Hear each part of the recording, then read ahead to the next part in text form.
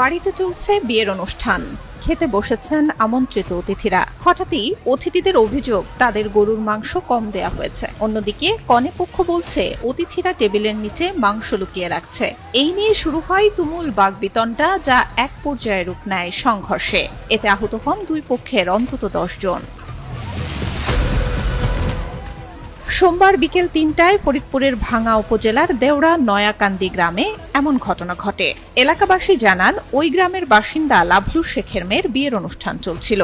সেই উপলক্ষে বরপক্ষ, আত্মীয় স্বজন ও গ্রামবাসীকে দাওয়াত দেয়া হয়। নন ইনভার্টার এসির দামে ঘরে আনুন বিদ্যুৎ সাশ্রয়ী ইনভার্টার এসি।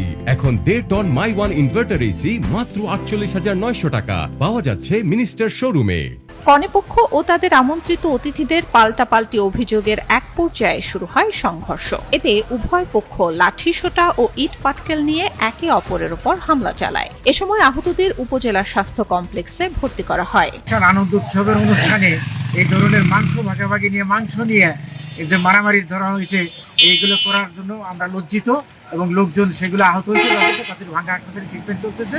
একটা বিয়ের অনুষ্ঠানে মানে মাংস দেওয়া নিয়ে হয়তো কোনো ব্যক্তি একটু মাংস কম পাইছে, আবার খাইতে বা দিতে পারে, এই নিয়ে তুখোর গ্যান্দাম হয়েছে এবং বেশ কয়েকজন আহত হয়েছে। পুলিশ জানায়, সংঘর্ষ হয়েছে কনেপক্ষের সঙ্গে গ্রামবাসীর। বরপক্ষের কোনো ঝামেলা হয়নি। খবর পেয়ে পুলিশ ঘটনাস্থলে গিয়ে পরিস্থিতি স্বাভাবিক করলে বরপক্ষ আবার মেয়ের বাড়িতে আসে এবং বিয়ে সম্পন্ন হয়।